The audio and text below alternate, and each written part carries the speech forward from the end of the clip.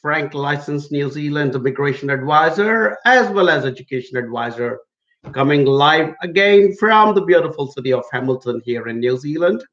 Another week, another day, another new haircut, and same old friendly and frank licensed immigration advice for all you beautiful people who would like to consider coming to New Zealand either on a temporary basis or on a more permanent basis. My team and I are wonderful, my wonderful colleagues at HAV Global Services. We are here to ensure that all of you have a good, clear pathway and information and services into creating a future for yourself and your family here in New Zealand. So that's what AJV Services is all about. We are a company based here in New Zealand, owned and operated here by Kiwi. And yeah, it's been a beautiful experience for us to promote New Zealand as a destination in this ever increasing competition for global skills and talent. So yeah, it's been pretty good for us, and we've always worked with the ethos that we're going to keep the interests of New Zealand very high up in our priorities, followed by the interests of our clients to ensure that the clients are never ever being shortchanged in our pursuit for profits. So on, and those kinds of tenets are very strongly in place for us, which is that we will uphold the interests of New Zealand and we will uphold the interests of our clients. So yes, every week I'm going to start off by sharing my details of my license issued by the Immigration Advisors Authority of New Zealand, which is a government department which was set up under a special act to ensure that only people with the right kind of background and skill and knowledge could give information about migrating to New Zealand. So yeah, I'm privileged and honored to be one of the licensed immigration advisors for New Zealand, around the world. And today, incidentally, two more of my colleagues are starting their course as well. For us to be able to get that license, we will need to do a course of study in immigration law of New Zealand, and then we also have to undergo police verification and a few other steps before you are actually granted a license to practice as a licensed immigration advisor for New Zealand. So, yeah, two more of our colleagues, Tanua and Virginia, who are both, by the way, ex-immigration officers, are have started their course today. And today I will start off by wishing them both of them the very best. And we already have two other licensed advisors in the company in the form of Mary, my senior colleague, who is also a licensed advisor, and she comes live on every week as well. And Tulika Mehra, who is also an ex-immigration officer, but who recently got her license as well, and she's also part of the of Team AJV. And together, we are all workers striving our hardest to ensure that all of you people who follow our work and are desirous of creating a future for yourself in New Zealand are constantly getting the best advice possible from all of us. All right, so as always, I'm coming live on Facebook, on the official AJV Global Facebook page, but it will also get shared to my personal profile and also to our group where we have, I think, about 22 or thousand people right now who are constantly following our work and also ask us a lot of questions. I'm also coming live on YouTube, my personal channel called Arun Jacob, and I'm also coming live on the AJV Global YouTube channel. So yeah, it's good to come live, and as always, coming live on Instagram through my trusted phone. In case you guys want to see how that looks, see, like, that's my smart setup of of setting up my phone on a little on a little holder, and Instagram comes through my phone, and I come live on Facebook and YouTube through my trusted laptop. Okay, so as always, I'm backed up by my wonderful team of people. We are 35 people spread across different parts of the world. Interestingly, today I think we also added another team member who is now going to be based out of the Middle East. She's going to be based in Dubai, and one more of our colleagues who recently moved to the UK is going to get started back into action again. So slowly but surely, AJV Global, this Kiwi company, is expanding its footprint across the world, and we hope to service clients from different parts of the world. And at the moment, majority of our clients are coming from India and South Asia, but we've also been fortunate and privileged to work with clients from China, Singapore, Thailand, Bangladesh, the Middle East, Brazil, Europe, North America. So we kind of been working with clients from all parts of the world, and we look forward to expanding this footprint and eventually becoming a true global organization. So yeah, long way to go. Woods are lovely, dark and deep, but we have miles to go before we can sleep. So yeah, let's get started. As always, there is some problem with my Facebook. The moment I go live on Facebook, it seems to stop the chatter of all the comments that come up. So I would request my team, my amazing team who is sitting at their desks in different parts of the world, to copy paste the questions into the Skype chat so that I can read it off from there and begin to answer.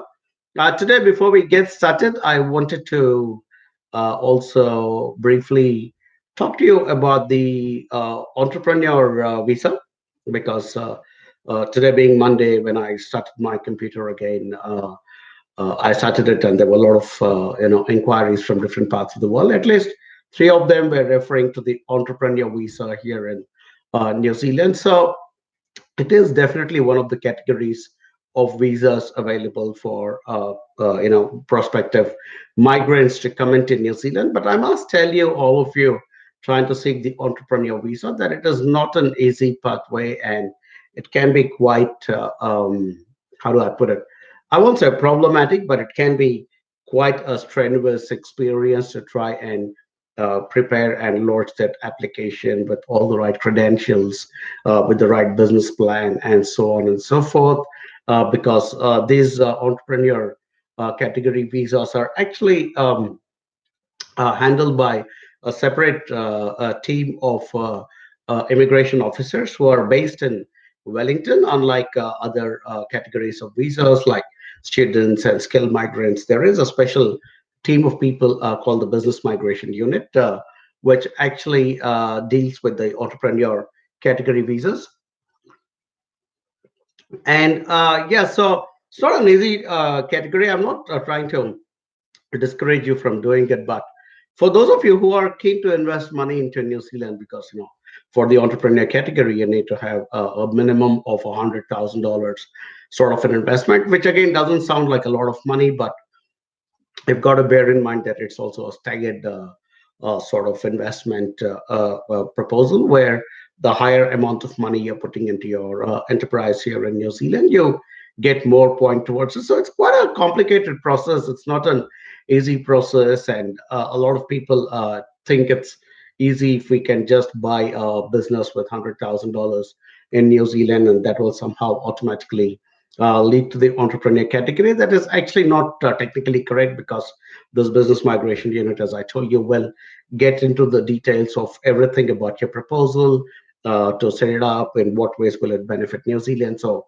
you have $100,000 and you want to come and buy some small business in New Zealand and try to get an entrepreneur category visa through that. It's probably not going to be an easy thing. So my sincere recommendation to people who are considering to come on the entrepreneur visa category is, first, pay some money and have a proper one-on-one consultation with an advisor like myself, who is also a business person here in New Zealand. So it'll be good to, if we can put up a small amount of money, which is just a few $100s, really, to have an open, good chat, and a lengthy chat about your background, your experiences, and then I can during the course of that conversation, I can also look into the policies to see if, how applicable it is to you. That is the first thing you can do is book a consultation with me, because trying to discuss entrepreneur visas can be a very time consuming thing, and frankly we are not even sure after the amount of time and effort that we put in from our side, like my time and my effort discussing it, you might just disappear, and that's my time and effort wasted really. So which is why we are asking you, requesting you to book a consultation session for a few $100s, and it will also demonstrate to me your seriousness that okay, here's this individual willing to put up a very small amount before he or she is willing to make a very large investment into New Zealand. So it also demonstrates to me the seriousness with which you are looking at becoming an entrepreneur here in New Zealand.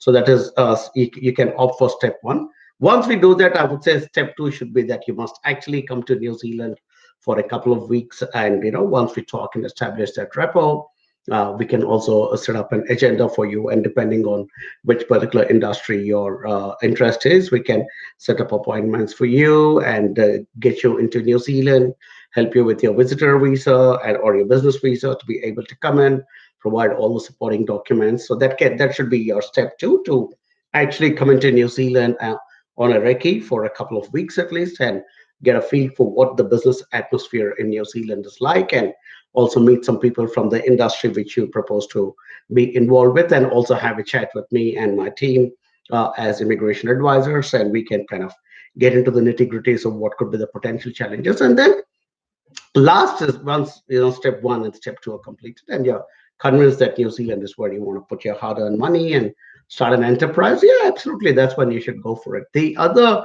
piece of advice I like to give to prospective entrepreneurs, especially if it's a young couple, I say, hey, look, why don't you just come here on the study pathway where one of you actually comes on a student visa, maybe at a master's level, and the other spouse can actually come on a work visa. And if you're at the right level of course, you could potentially end up with 4 years of work visa. So while the spouse is doing his or her studies, the other partner who intends to be the entrepreneur will be on a work visa, which incidentally and beautifully also allows you to set up your own enterprise. So that's another way of getting into the, and with two of you working, one full time and one part time, whoever is studying, the amount of investment you make into the studies can also be recouped quite quickly. So that's the other way of trying to do this entrepreneur visa thing. So I get a lot of inquiries. So guys, if you really want me to get into a deep one-on-one in interaction with you, so please book a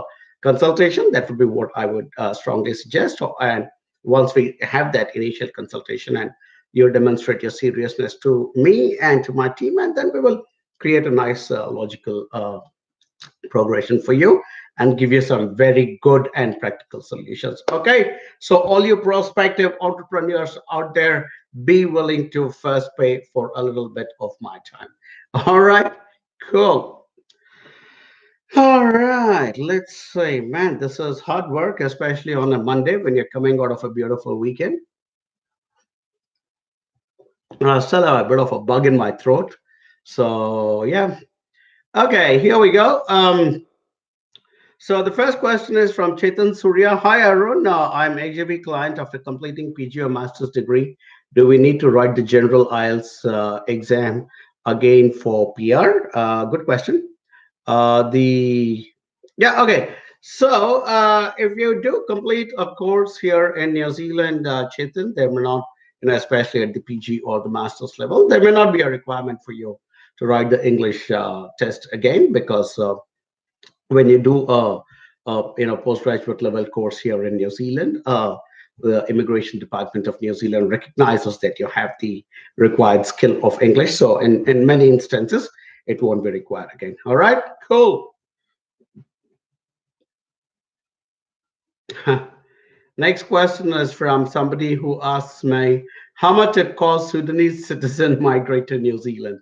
Hey, look, it's not about whether you're from Sudan or Libya or India or China or Bangladesh. It's about what kind of pathway you're seeking, whether you're seeking the skilled migration migrant category, or you're seeking the entrepreneur visa category, entrepreneur category, or the investor category, or you intend to study and settle here in New Zealand. So depending on that is what we can suggest would be the involved costs to be able to migrate to New Zealand. Yeah, because you're from Sudan, also there will be, I think, a bit more of scrutiny of your application, because the government of New Zealand and the immigration department of New Zealand does identify people from certain countries to be of high risk in terms of their ability to move into New Zealand. So there might be a slightly longer period of time as well in their processing. But I'm not saying that you will not get a visa. I'm just saying that citizens of particular countries are flagged as high risk, so the process might be slightly longer. But the cost really, just to answer your question, will depend on what kind of pathway you're seeking. All right, cool. Next question is from Umar Issa, and he says, shared his number. Looks like this young man is already in New Zealand because it's an 021 number. So he's obviously a subscriber to one of our local telephone services here. And it says, "Hello, Arun. If a level 7 course does not lead to a professional registration, how many years of post-study work visa typically given?" Umar Isa. Well, I mean, again, it depends, Umar, on which city you're studying this particular course in. If you are studying a level 7 course in, for instance, Auckland, and again, you haven't mentioned what is this level 7? Is it a bachelor's or is it a graduate diploma? What is it? Depending on that is what you will be decided upon in terms of and whether it requires professional registration or not. So we need to know what is the level 7 course. Whether it's a bachelor's or not, or whether it's a graduate diploma, and whether it is being studied in Auckland or not, and whether it will lead to a professional registration or not. So based on all those factors is whether you'll get a 1 or 2 years post-study work visa. All right, cool. Next question, can't say, maybe it's the same Umar again, who says, "Hi Arun, if a PhD student works full-time and applies for skilled migrant resident visa while he is studying, will the immigration consider to be not bona fide?" Okay, I mean, this could be an interesting situation where you have come in as a PhD student, and while you are doing your research, you might end up finding a full-time job that's relevant to your background and studies, and you might actually decide to let go of your PhD and apply for a resident visa. So as long as the documentation is all in place and it is a legitimate application for a resident visa, I don't think that Immigration New Zealand will have any issues about your bona fide. All right, hope I've answered that question. Okay, Nathan asks, is it possible for me to go for higher studies in New Zealand if I have 12 back papers? Okay, backlogs. Okay.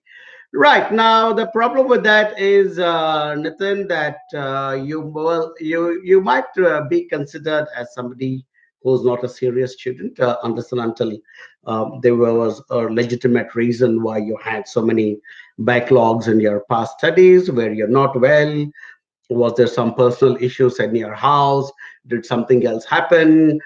Depends on what exactly was there. If you're just being a lazy young person and not studying, it may not reflect too well. But if you give us the opportunity to talk to you and find out more details about uh, yeah, so about what exactly your background is, what is the course you studied, and why did you get this backlogs? Depending on that, we should be able to put forward a case. And at the end of the day, New Zealand would like to attract good international students, and there were genuine reasons why you were forced to have 12 backlogs. Then we will work on it with you and put up a good application and present it to Immigration New Zealand. So what I would suggest, Nathan, is get in touch with our team. As always, I share the details here. Please get in touch with our team. And if you guys are based, you can contact either our India team or our New Zealand team. And those are all the contact details for both these offices. I think it comes as a mirror image in Instagram, but hopefully it is fine on Facebook and YouTube. But just give us a call on this toll-free number there, or just send us an email. And if you're like to contact our New Zealand team, just contact on our toll-free number in New Zealand, or on our uh, email address for the New Zealand team. And my suggestion to all of you is to stick to that office, so that AJV team that is closest to you in your time zones, because that will make it easier for you to be able to get information. Because it's only I'm probably the only AJV employee in New Zealand who sits up and works late, but the rest of the team closes their work at 5 o'clock and pretty much goes home. So if you're waiting for an answer from the New Zealand team, you might have to wait 24 hours, as against working with our Indian team, which is, for most of you, I think would be a quite a convenient time zone. And once our new employee comes up in the Middle East, and hopefully our other colleague in UK also kicks into action, then hopefully we will begin to cover more and more time zones. All right. But in the meantime, you guys can contact the closest office to you through either those email addresses or through the telephone numbers. All right. Cool. Sushil Varghese asks, "Can I get your Dubai number?" All right, Sushil, I know we would love to share that number with you, but our new colleague who's going to be based in Dubai is starting only from the 28th of October. And this person is going to be a visa officer. So she, like our team is sort of made up of study advisors and visa officers. The study advisors essentially work with you to figure out which is the best course for you, which are the best options in terms of institutions, cities, cost, careers, so on and so forth. And then they advise you about all the if there are possibilities of any scholarships and stuff like that. And they're also happy to discuss after checking with the licensed advisors in the team about any particular legalities in terms of the immigration law side of things. And our visa officers by and large take over after the admission is procured, and then you move into the visa process. So the person we're going to have in Dubai is actually going to be a visa officer. I'm sure she'll be capable of answering other questions. But in the meantime, Sushil, because if you're just starting your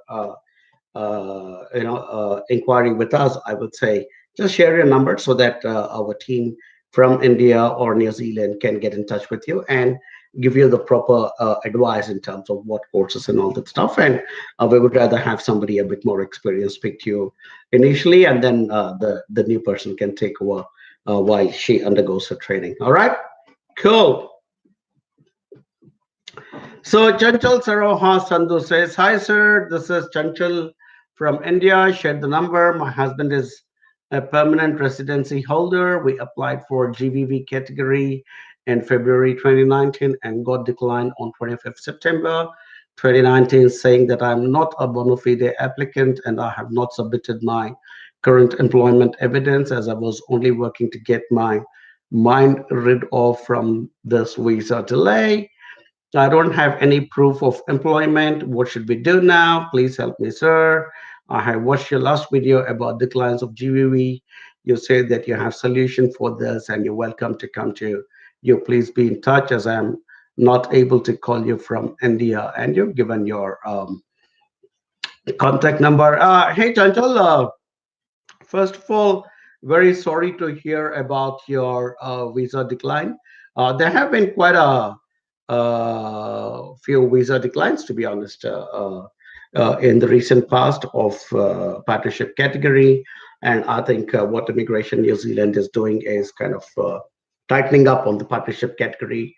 And it's only fair because as a department that safeguards the borders of New Zealand, and they have the responsibility of ensuring that only bona fide applicants are able to enter into New Zealand. So it's not like they are having any kind of a grouse against partners at the moment, but they're just tightening up their systems and processes a little bit. So we don't know the extent of what were all the documents that you presented, Chanchal. So what I would suggest is that we will have one of our colleagues in India called Neha Sehgal. Neha is going to get in touch with you. And Neha is, by the way, an ex-immigration officer who has got a lot of insight into how partnership cases are dealt with. She'll gather all the information and then discuss with one of the licensed immigration advisors in the company, which is myself or Mary or Tulika. And based on that, we will then take a call whether we can actually take up your case and fight it one more time and present it one more time. And I mean, it's not like we guarantee any solution or outcome, because eventually the outcome of a visa application rests with the immigration officer. But if we believe that you were a genuine applicant and that your case was not presented properly, and if it could have been dealt with better, then we will certainly take up your case and we will fight it and hopefully reunite you with your husband. All right. So do look forward to a call from Neha today. Please share all the information with her, and Neha will then discuss it with yeah, one or all the licensed immigration advisors in the company, and then we'll come back to you with a suggestion on how to take this forward. All right. Thanks, Chanchal. Okay. Amit Rambani says, "Hello, sir. I'm Amit Rambani. I'm an AGV client. Sir, my partnership visa is pending. It's been more than 3 months, sir. Please share your views regarding this. Thank you." Hey, Amit, good to say hello to you, and always a pleasure and a delight to say hello to our own AGV clients. By and large, these sessions are absolutely meant to talk to our own clients and to our own students and our, the partners of our students and all the people from the AJV clientele. So Amit, the Immigration Department of New Zealand decided to shift all the partnership cases.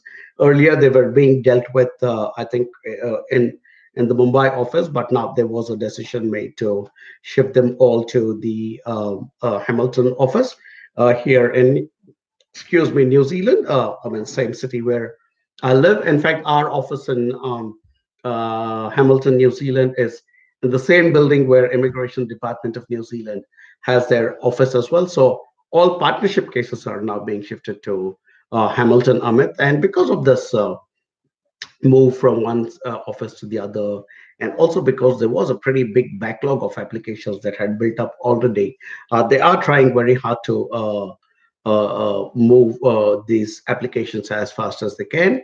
In the meantime, of course, all we can request you is to be patient. I understand it is probably not very easy for people to be separated, but hey, look, what's a few months in the longer picture, which is what you intend to paint here in New Zealand. So please be patient, hang in there. And the moment we come to know who the visa officer is to whom your application has been allocated, then we can start putting up a little bit of gentle pressure. But before your case is allocated, there's really nothing we can do, because for a visa application to be allotted to a visa officer out of turn is normally not done unless until there is some seriously trying situation for that particular couple. But if there is not, then immigration department just comes back and says, hey, look, just wait in queue like everybody else. And being a government department, obviously, you can't push it too hard, because at the end of the day, we have to respect their timelines and their processes as well. But I'm sure it will come through sooner than later, Amit. Okay, and thanks for choosing HAB. I wish I could say that we can make it faster, but like I said, there are certain things that we can do, certain things we cannot do, and one of them is to ask for an out of turn allocation of any cases, unless and until there's a real emergency. All right. Okay, Amit, thanks for that. Ritika Bhatia, sir, my question was not typed correctly in spite of being living for a long time, having kids. Immigration is not satisfied, it's genuine, and rejecting visas. Can you provide your valuable suggestions? Okay, so Ritika, I think immigration looks at partnerships from two distinct angles. One, whether that partnership is genuine, and it's not always that you have to be married. It has, there are they also accept de facto partnerships as partnerships. So the first aspect is they have to be convinced that it is a genuine partnership. So somebody just getting married and saying, "Hey, look, I got a marriage certificate," uh, is sometimes probably not good enough yet, because you might be genuinely married, because that's when the second facet kicks in, which is living together and the interdependence. So is it just married for the sake of being married, or have you actually lived together and established a life together is another thing. Because you say that, your line of questioning seems to be that, hey, look, we have kids, but so that in itself is not an indication that a couple has been living together, Ritika. As you would know, that is, especially a lot of these people who go and work in the Middle East countries, they get married, and practically within the first 1 month of their marriage, they go back to their jobs in the Middle East, and the wife stay back in India or wherever. And in that first month of after marriage, sometimes, they do conceive a child, and then the child is born. The father comes once a year or twice a year, spends a couple of weeks, and then goes back again while the child is growing up separately with the mother. So that really, as per the immigration description of a relationship, will not hold water, because they haven't been living together. So just having children really does not mean that it is, oh, these people are definitely. I mean, for that matter, a couple might be separated, and but they may not have legally divorced, but they might be living separate lives altogether. So that's the reason immigration is quite insistent on both aspects, that it is a genuine partnership, and that they have been living together genuinely as well.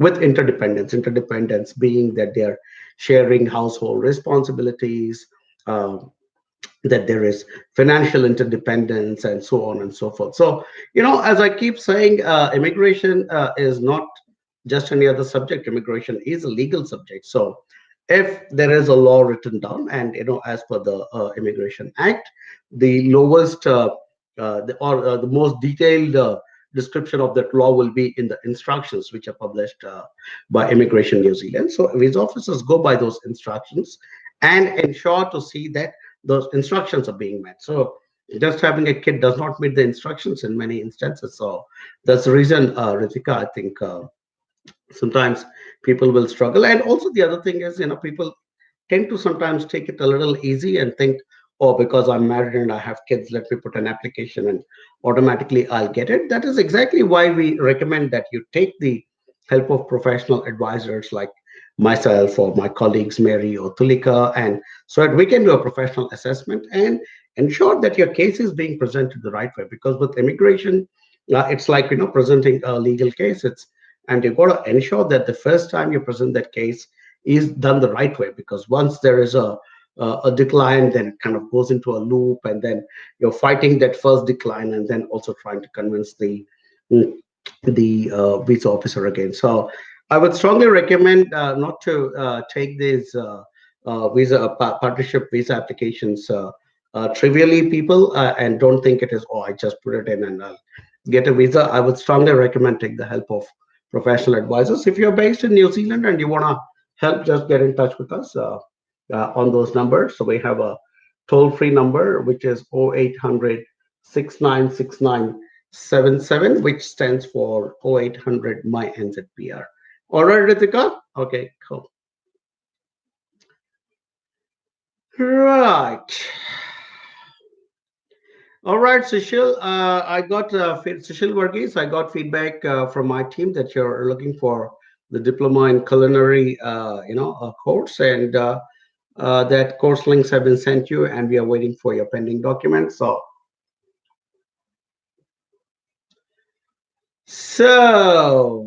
that we can get started on your thing. And Ritika, I also have some feedback from some of my colleagues who are wanting to verify whether you have already launched your application to another licensed advisor, and that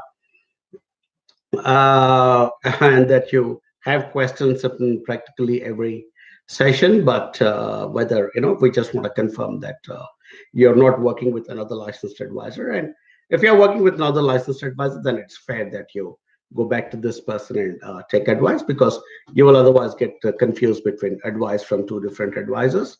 So if you are already working with another licensed advisor, strongly recommend you go back to him or her and take further advice. If you're not launched your application to some other advisor and you're still looking at wanting to hire the services of a licensed advisor, do get in touch with us and we'll be happy to take it forward. All right, cool. Okay, Samon Raj. Okay, so Sam says, hello, I'm an Ayurvedic doctor. Do I have any chance for masters? Okay. Good question, Sam. Yeah, potentially you could get into a master's in, health related field, because Ayurvedic doctors are, also health professionals, and you could be involved in the health sciences sort of an area. So I would say, yeah, absolutely. I mean, being an Ayurvedic doctor, I mean, I'll be honest, I really don't know what are the kind of subjects that an Ayurvedic doctor studies at the bachelor's level, but I'm thinking they will not be very dissimilar to what an allopathic doctor, or, Unani doctors or some of the doctors kind of go through. So I'm thinking most definitely your bachelor's should form the basis for you to be able to get into a health related master. So get in touch with our team, Sam, and we will see what's the best fit for you. And yeah, masters is a great idea because it'll give you 3 years post-study work visa. And with your background in Ayurvedic medicine, who knows, you might be able to create a very unique pathway for yourself going forward here in New Zealand. All right, cool.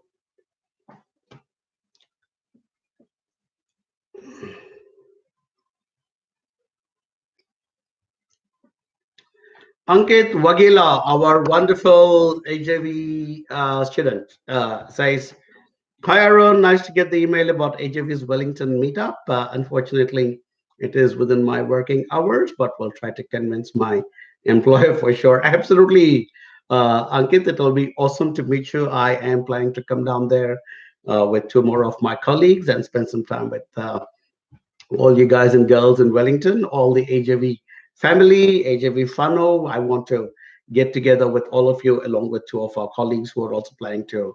So we're planning to do a road trip actually. So, I'm going to take my brand new car and drive down from Hamilton and see all you guys and girls in Wellington. And then we will probably take the ferry and go across and see some of our students and clients in Nelson as well. And that is one of the USPs, the unique selling propositions or the highlights of AJV is that we love to get around the country and meet all our students and our clients and make sure you guys are doing well and feed you all for one evening, catch up, get to know you all better on a one-on-one basis, because to a lot of you, I'm just this voice and visual on Facebook or YouTube. But yeah, it'll be wonderful. I've done quite a lot of this in the past, and of late when I'm traveling, and also now that we have more team members onshore, some of our other colleagues are also coming around and saying hello. But yeah, it'll be awesome, Ankit. Really look forward to seeing you there. And please tell your boss that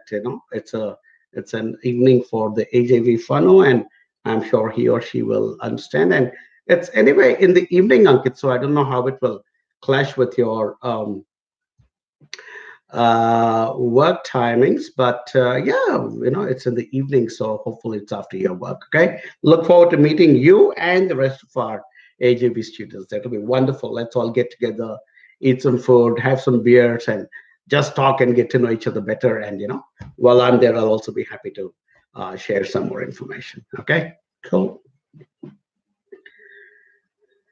All right, Ahmad Mahfouz. Which city is the best for food engineering students and also good job opportunity available there?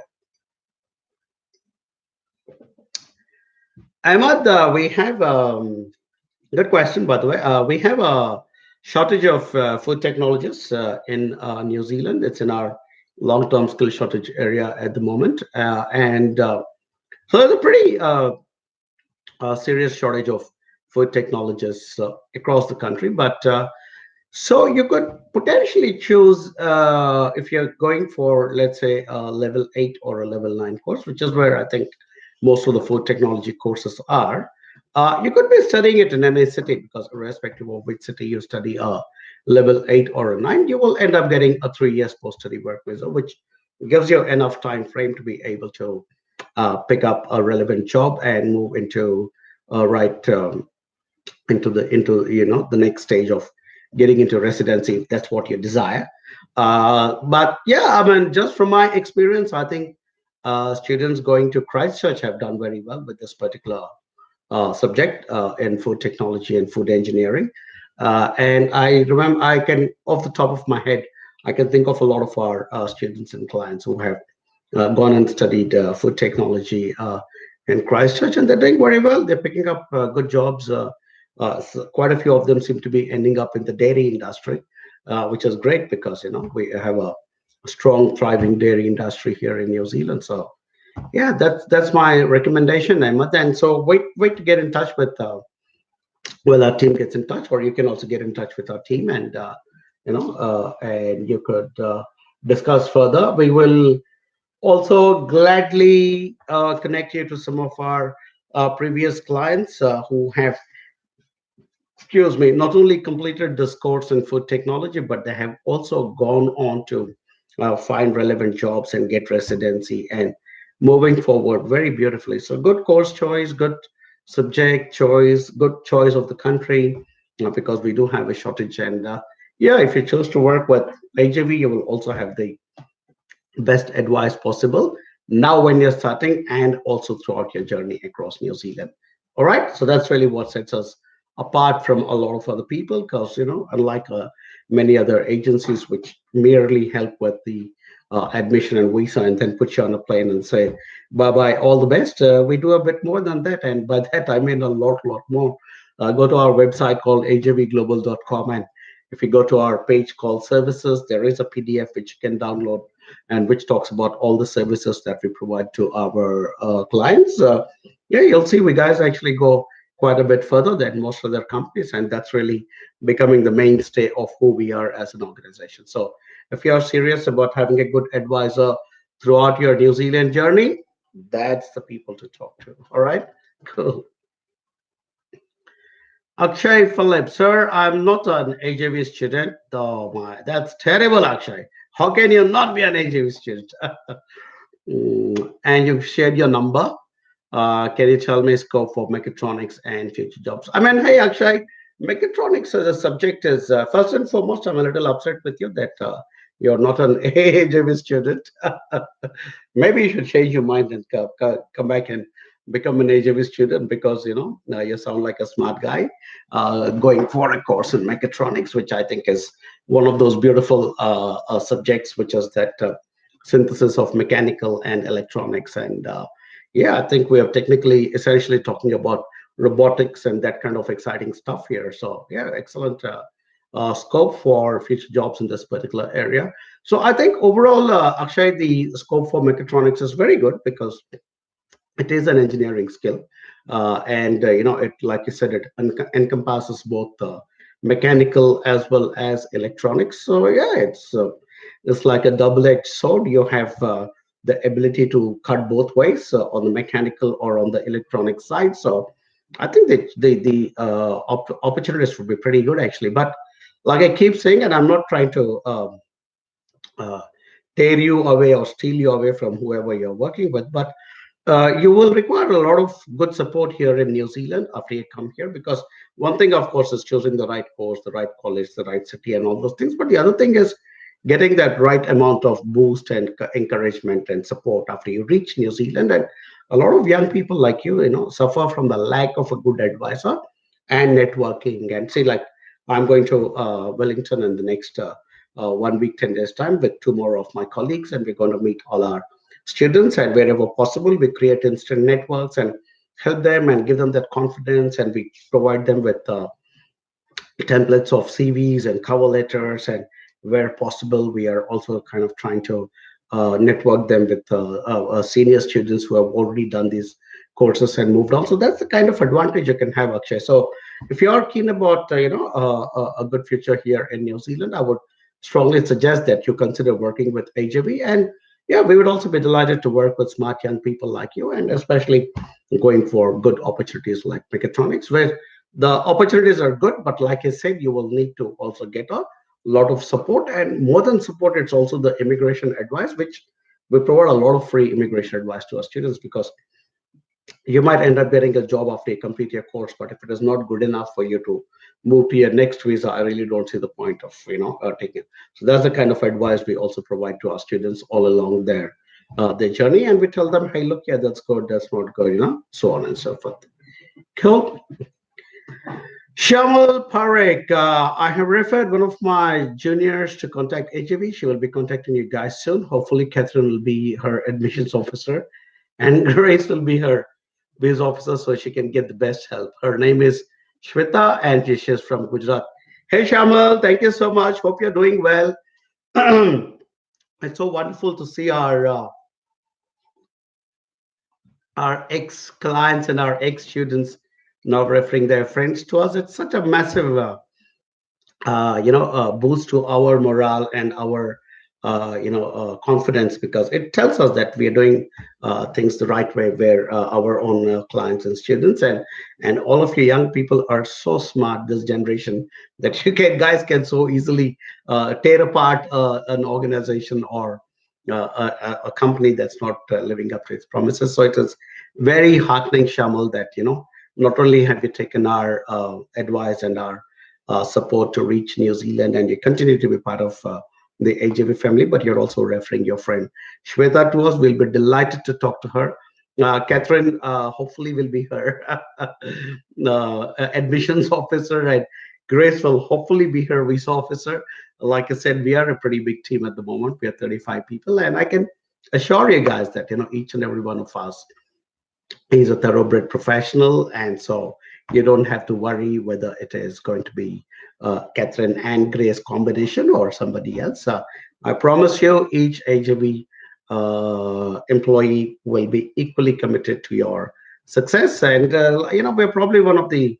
I don't want to sound immodest, but I think we're quite a crack team at the moment, and we have some serious firepower in our ranks, and I think we do stand out very, very clearly as one of the best New Zealand advising companies in the world today. So we look forward to growing on that platform, and we can only do it with the support of wonderful clients like all of you, Shamal. So thank you so much from the bottom of my heart for referring your friends, and we look forward to working with Shweta as well. I hope to see you here in New Zealand soon. All right, thanks, Shamal. Good work, Catherine and Grace. In case you're listening in, you have your past clients praising you on our public forum, and which is great. Good to hear that, guys. Well done. Okay, Nathan's come back and it says, sir, what's the minimum miles band score required for a student visa? I'm struggling with reading. So am I, by the way, Nathan. I'm also struggling with reading. I think from my next session, I need to put on my glasses, but okay, jokes apart.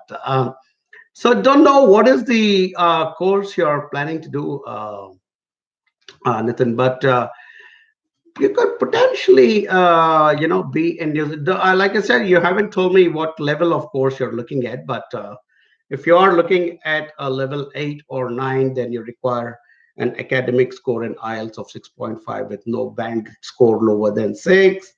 If you're going for a diploma at level 6 or 7, or a graduate diploma at level 7, or a bachelor's, you are looking at obviously academic score of 6 with no band score lower than 5.5. If you're looking at a diploma at level 5, then you're looking at 5.5 with no band score lower than 5. So depends on what exactly is the course you're looking at, what is the level. So I'd say get in touch with our team, and they will be able to recommend to you. And if it's only just one component of IELTS that you're struggling with, I would say, hey, look, focus a bit more on that, and I think you should be all right. Okay, Nathan? Yeah, but do get in touch with the AJV team. All right, cool. That's how we get in touch with the AJV team. It's a smart way of shutting up for some time and giving my throat a bit of a rest while you guys can make a note of that. Ooh, I've had this terrible cough, that very itchy cough. So just giving a little bit of a tip, but I've been drinking warm water with honey in it, and it is actually working. I've stopped coughing, but otherwise, every time I'm out there, I'm like, people are thinking I'm about to cough my lungs out. Famous last words. I said it, and then I started coughing. Okay.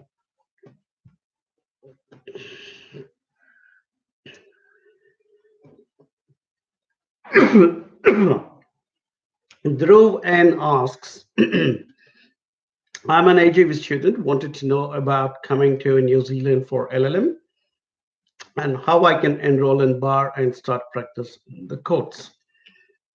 Hey Dhruv, first and foremost, thank you for choosing to be an AGV student. Much appreciated. It sounds very cool when you guys and girls write down saying, I'm an AGV student. It feels very, very good here and here to read that. And yeah, it looks sounds very cool.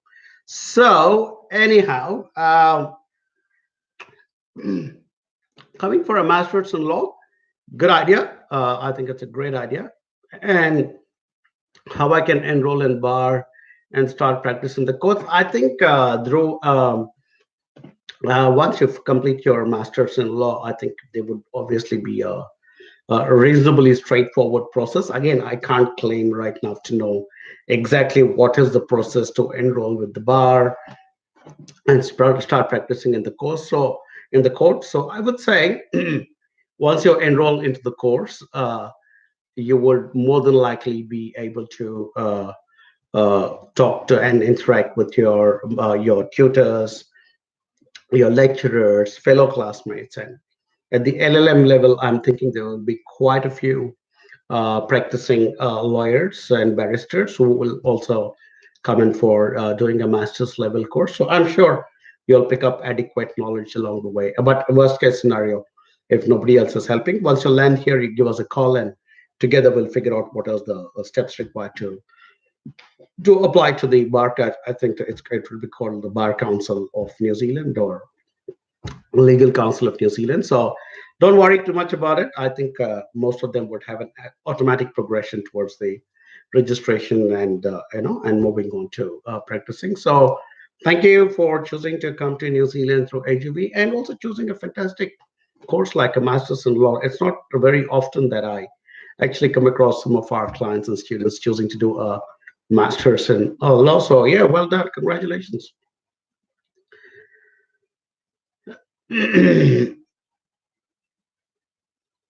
So Sunando Basu has written saying Piles reached Auckland and got good support from Anjana in formatting her resume. Thanks for the on-site support. Hey, thanks, Sunando. It's so lovely to hear feedback from our clients because obviously this is not some kind of a scripted session where I'm reading out questions. Which so this is all good. I like this. In fact, somebody was telling us that we like your live sessions.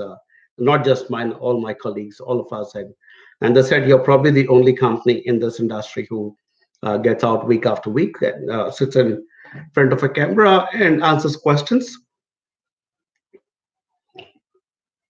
in a live environment. So,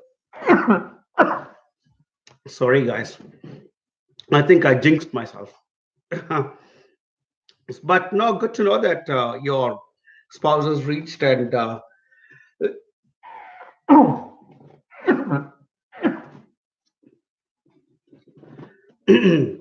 that you got good support from Anjana, who is one of our. Sorry, guys, I'm not crying, just the coughing.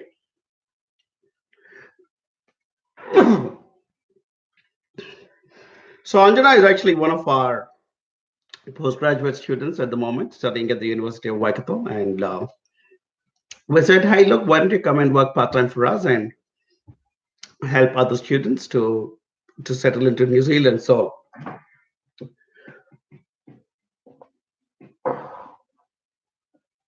okay, I think I'll have to wind up pretty soon. Glad to hear, Sunanda, that Pile's here and all's going well. We hope to see you here very soon. All right, cool.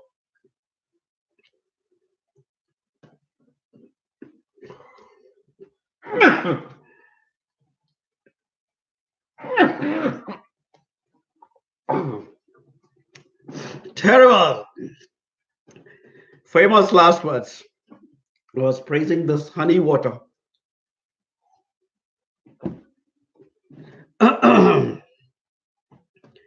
Right.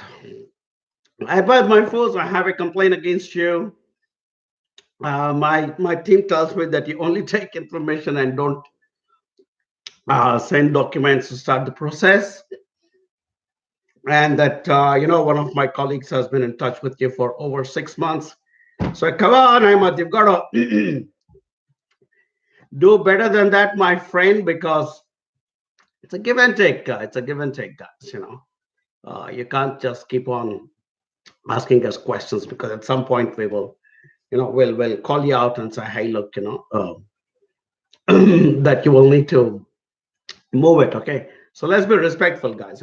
We come week after week and give so much of good, honest, simple, straightforward information.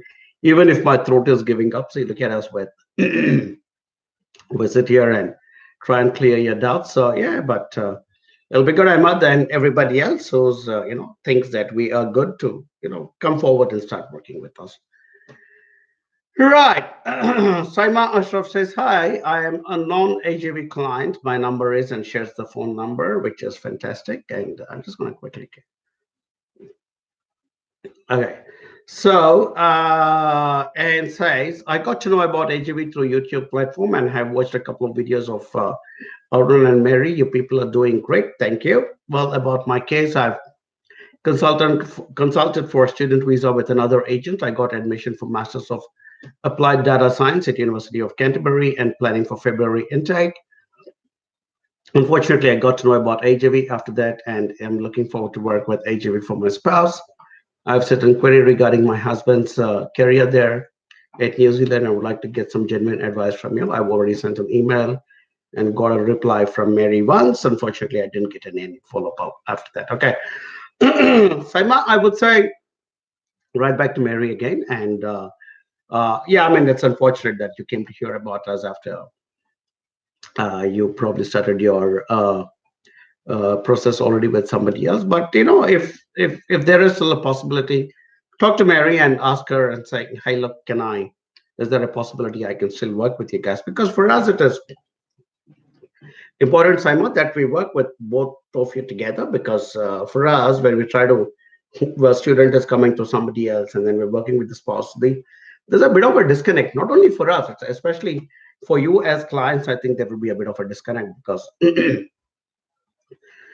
it's important, for a legal advisor to know the full history and the full case and all those kinds of things. And sometimes what's presented in your student file may be in favor or go against what's being presented in your husband's file and so on and so forth. So purely for you as a family, I would strongly recommend get back in touch with Mary. I will also flag this to Mary. Jyoti, just flag this particular message to Mary so that she speaks to Saima straight away again tomorrow. And and let's see if we can actually work with you together so that we can make it together. But worst case scenario, if you're not able to get your student visa also done with us, then we'll more than likely be happy to help you with your spouse work visa. And yeah, we will be happy to provide some advice about what kind of careers and job opportunities he may be able to look at. Yeah, but like I said, get back in touch with Mary one more time and we will take it from there. All right. Thanks, Emma. Kunjan Jadeja. Hey, Arun, great fan of HAV. Thank you, Kunjan. That's so nice of you. Follow all three of the live sessions. Great. I'm nowadays given a name to these sessions because I compete with two beautiful women. So I'm now calling it glamour versus glamour. So I'm the guy making all the glamour. So anyhow, so you also write saying, unfortunately, I was not knowing about your wonderful work and looking to move to New Zealand. I encountered different agents and landed up wasting 4 years and then finally applied without any agent. I really regret not finding you before applying for my husband's SMC job search visa. Hope for getting the visa soon. But if we land up there, can we meet up there? Yeah, sure. Why not? I don't see any reason. Kunjan, give us a call once you land here. That's our number. It's called 0800 696977. And yeah, I'd be happy to. So quite a few of you guys and girls tell us that you found us after you started your process. Well, too bad, but wherever possible, even if you've started your process already, give us a call, speak to us, because there is a sometimes there is a possibility that we can still work together, because and you guys would have seen that we are not poachers who are trying to take people from anybody else. But when some of you yourself realize that you potentially have a good benefit in working with a company like KJV, we'd be delighted to work with you. And so always check with us, even if you've started your process with somebody else, it does not mean that they own you. You are the customer. You are the person paying a lot of your hard-earned money towards that student visa or that course or whatever. So you have a right to choose who should be your advisor. So even if you have started your process with somebody else, do not ever hesitate to talk to us. Let's explore the possibility. And I tell you guys, I'll look you in the eye today in this live session, and we will never ever do anything that will go against your interest. Because if we realize that no, you're better off just continuing with your previous agency or company, we will advise you and we will tell you, you know what, let's not disturb this at this stage, please go back to them. But if there is a possibility and you can then get the full advantages of being an AJV client, we would certainly then let you know of what is possible, and then you can take an informed decision whether you want to work with us or continue with your previous agencies. So yeah, that's the way it rolls. Okay, cool. But hey, look, thanks for that, Kunjan, to say that you're a big fan of AJV. Yeah, it's pretty cool to get feedback like that. Thank you very much.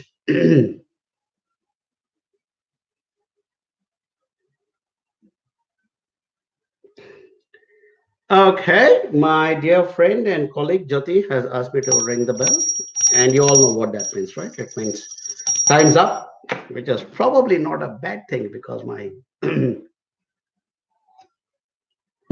throat was on the verge of giving up, but I recovered.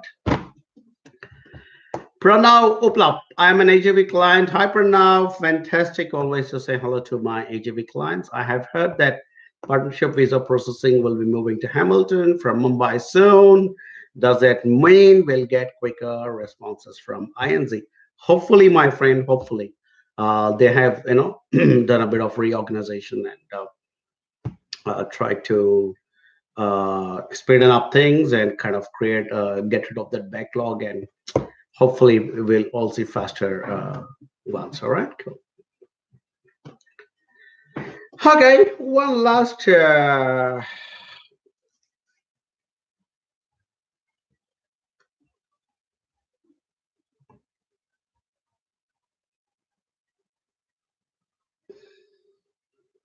I'm gonna read out some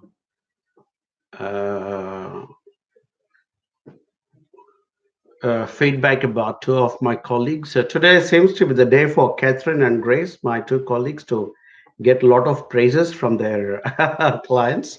So Anjali Agarwal Sharma writes, I would like to put in my word of appreciation being an AJV client for both Catherine and Grace being my study and visa officer. Awesome and great work done by both of them. Grace has been extremely patient, excellent listener, and highly recommended. My number is so and so. I'm waiting for my interview call. Feeling lucky. Hey, Anjali, thank you so much for that wonderful feedback. And yeah, I agree. Both Catherine and Grace are very patient young ladies, and they also have that, ability to hang in there and continue to work towards the eventual goal of securing visas for all you beautiful people. So thank you so much for that feedback. And looks like Catherine and Grace are going to be on cloud nine today with all the feedback they're getting. So All right, last question then. I'm going to say, read out of my last question is from Pooja. And Pooja says, "Hello, sir. I'm in touch with Neha in Mumbai. Is it true that post completing level 9 course, we need to be earning $79,000 annually besides other requirements for claiming PR?" Hey, Pooja, this is, I know there has been a little bit of confusion about this 79,000 figure that came up in the news recently. At the moment, it's only applicable to people who are getting jobs from someone called accredited employers. Although there is a, proposal that post 2020 and from 2021, whoever is going to offer jobs to migrants should need to be accredited employers. So we will wait and watch to see whether they will make that. But I don't think it is a certainty because if they keep raising these levels higher and higher, Puja, what will happen is that the country itself may not be able to meet its quota of skilled migrants every year because as a country, and I keep saying this in each and every session of mine, it's not just your requirement to come and get residency in New Zealand, but it is also New Zealand's requirement to attract the best talent from around the world and make some of them our skilled migrants so that they stay back here in New Zealand and become residents and permanent residents and future citizens. Why? So that they establish themselves here and get into good jobs, earn money, pay taxes, and in that process, our economy keeps ticking over. So I don't think you guys should stress too much about that right now because immigration law is a fluid and dynamic field, and as it keeps changing, you will have to learn to do your course corrections as well, and that is where people like you who have legal advisors and licensed immigration advisors like us in the company. That's why if I think all of you are very, very fortunate that you're choosing to work with somebody like us because we will continue to give you a lot of free information and advice as these rules keep changing. Our advice to you will keep changing, and we will tell you, hey guys, right now the conditions have changed, so maybe this is the other way. We now got to move in that particular direction. So don't stress too much about something that's beyond the horizon at this stage. I would say continue with your plans because New Zealand will continue to require skilled migrants year after year after year. It is an absolute imperative for us as a country as well. So we can't just take such harsh strict stands where our crop of skilled migrants dries up. So but at the same time we need to be selective who we are picking, who we are choosing, and what kind of benefits we're providing them, and that we are picking the right people. Okay, so that's the way the cookie crumbles. Okay, okay. Thank you very much, as always, my wonderful viewers, my fantastic team. Sorry about that little bout of coughing. I am not dying, I promise you. It's just one of those very irritating, itchy throats that never seems to go away. So, yeah, let's hope I'll be able to get rid of that very, very soon. So, till the next time, good night, Pomarie and Kakete Ano, which is see you later from beautiful Hamilton, New Zealand. Bye bye.